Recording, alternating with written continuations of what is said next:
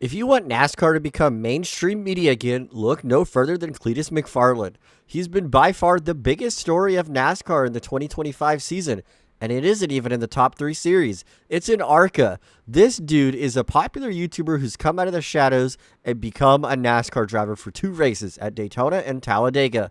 And in this video, we're going to be showing off some of the best moments that Cleetus McFarland has had on and off the racetrack in NASCAR.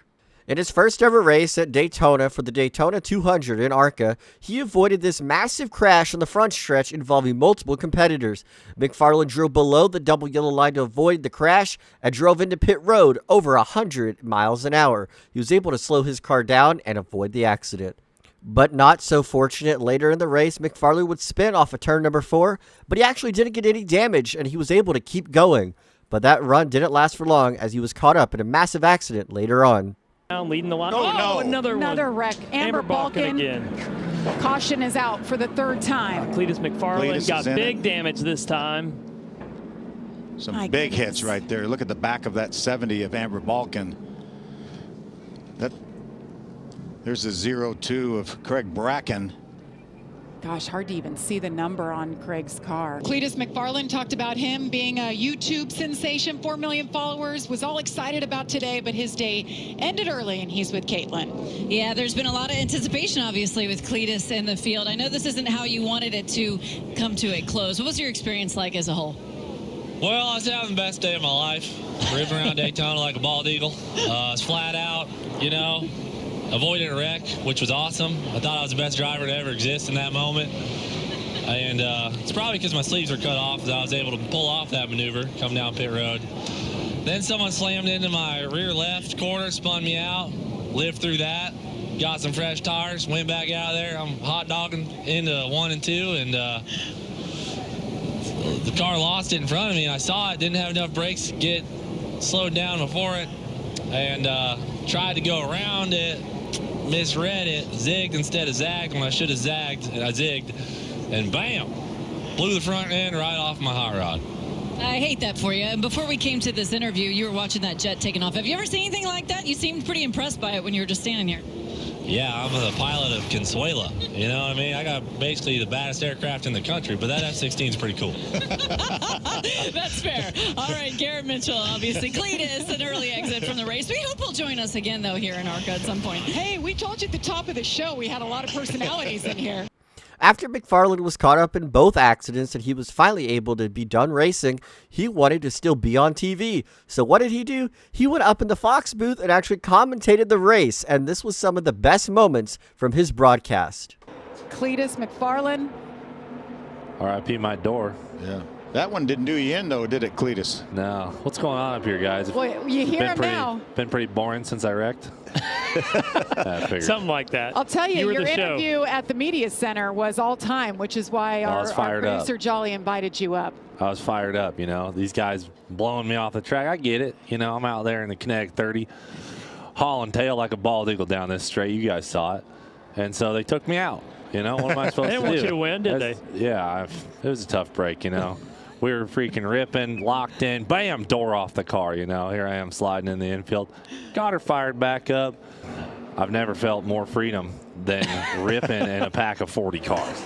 It was amazing. Honestly, one of the most incredible experiences of my life. And we weren't sure what it was that you said. You knew the camera was rolling. Oh, yeah, they had it live streamed.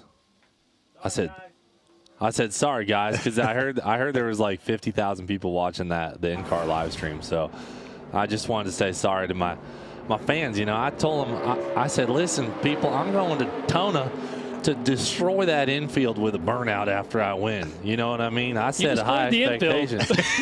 I was going for that infield. No, this one with the nice grass. I would say that Cleetus McFarland's debut at Daytona was by far successful for him. He gained a ton of fans and he gained a ton of views for NASCAR. Unfortunately, he was not able to continue racing after his accident, but it showed he actually did have a little bit of talent. He wasn't just a YouTuber. So he decided he was going to take his talent, his YouTube channel, and his persona down to Talladega for NASCAR's wildest racetrack. Let me tell you something about the Talladega Boulevard. I preach you know, just living the freedomatic life of being an American. But I don't know if I really knew the true meaning of freedom till I stepped foot on Talladega Boulevard. I mean, we're parked up and there's just action happening. I can't get into the details because honestly, it's not cool, man. Whatever happens on Talladega Boulevard has to stay there.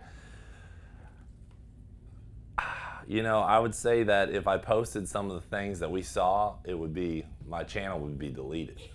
You know, it's just action, you know? It's like, you just don't know till you know.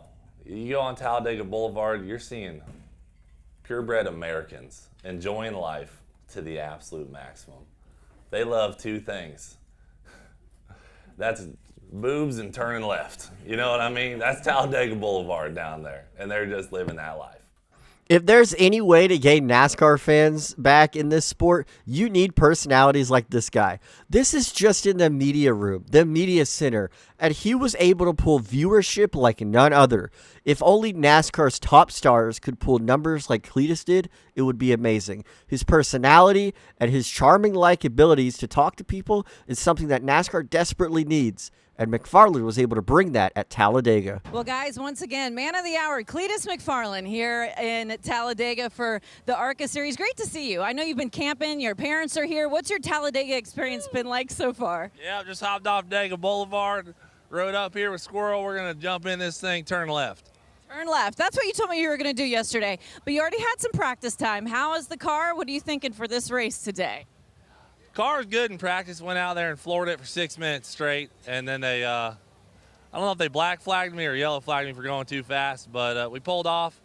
We're feeling dialed in. I've been meeting with the Biff. We got the Biff Meister out here, crew chief extraordinaire. We're locked in and ready to go 80 laps. Yeah, Greg Biffle. Oh boy, we got an autograph request right in the middle of this. Right on his head. We got to reenact some of the famous Ricky Bobby moments, right? Is that maybe a Talladega Nights? It's almost, you had to reenact some Talladega Nights action there. I don't know who that guy was. Well, you mentioned that Greg Biffle is here. What's he taught you about this racetrack? You know, Biff taught me that I got to be careful in the tri-oval. You know, it's going to get hairy in there, right? We're going to be 40 deep, bumper to bumper. I'm going to be pushing this whole damn group along. So we get in that tri-oval, I gotta be on it. You know what? Keep the wings tucked behind me like a bald eagle in a dive and get in there.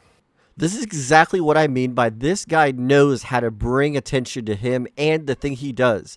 This is something that more NASCAR needs. He was hilarious in his pre-race interview. He was just showing his true personality, and what he's able to do behind the race car isn't even that bad. Take a look at this awesome wreck avoidance that he had in the middle of the race.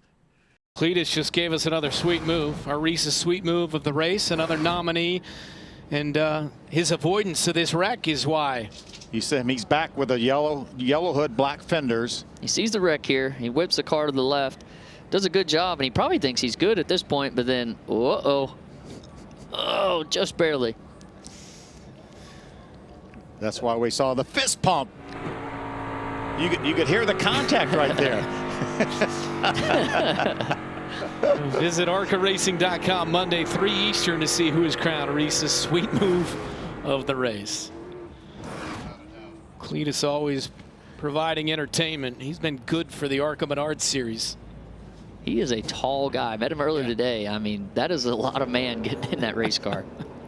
Well, guys, I know Lois Allen's celebrating in Victory Lane, but it almost feels like Victory Lane in the ARCA garage. The amount of people that came out here to celebrate with you the 10th place finish, and for a while it didn't look like you were going to get back up into the fray. But how about the rally you had with the issues you had with the car and the experience out there today? Brother, I thought we were done. Ilmore, the engine guys just came over here, pulled the valve cover off. Number 6 valve spring is broken in half on, I don't remember if it's intake or exhaust, like broken in half. And about 5 laps in, she just turned into a dog, you know, and the Connect number 30 always hauls tail. And I'm like, what the hell's going on? Got my foot stabbed in her. I'm telling you, they're getting on the radio like, keep your momentum. I'm like, brother, this sucker's wide open. You know what I'm saying? So we fell out of the draft, and dude, it felt like I was riding a horse out there. You know what I mean? Everyone's blowing by me. And thankfully, a caution came out. We stayed on the lead lap. They come on the radio. Kevin Hamlin, shout out to my boy. He's saying, brother, you cannot get out of the draft. and they started telling me stuff. I mean, I used knowledge from the Biffmeister. He taught me everything I know. I got out there, just read the air with the dog we had, and stayed up in there. The Biffmeister. Speaking of, There he is. talk to me about the perseverance you saw from this guy out there today. Well, I was really obviously disappointed when it looked like the car was laying down. And believe it or not, he was able to get back in the draft and really followed the cars and stayed tucked up. I think he learned more today than if the engine would have ran right. Just the things he had to do, put the car in the places he had to. He learned a lot for next time when the car does run right. I think he's got the knowledge now and the ability that he can put the car in places he can win. All right, when are we going to see you out here again? Well, that's the thing. Me and Mr. the Biff were just talking about trying to get back here to Daytona in the fall. Don't know if we can make it happen, but I just think today it was a lot of luck. I'm really thankful for the Kinetic guys, and I'm thankful for my team, my crew, and we'll regroup. Rhett Jones Racing, all them guys, and the power of Talladega Boulevard, power in the number 30 today. I mean, just really pumped we got a top 10 finish. We'll regroup. We'll decide when we're coming back, but maybe again this year.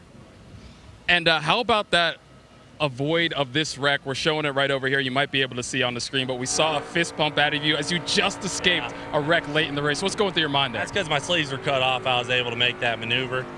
Tucked one of my wings and just dodged right out of there. Said, hell no, brother, you ain't taking me out. And slid in for a number 10 finish. Well, congratulations on the 10th place finish. Looking forward to the party you're going to have out here in Daytona with everybody and the Biffmeister later tonight. Sir. Thank you, brother. Biffmeister. That'll be viral. That's perfect. That's what you want, viral moments in the Arca Menard series.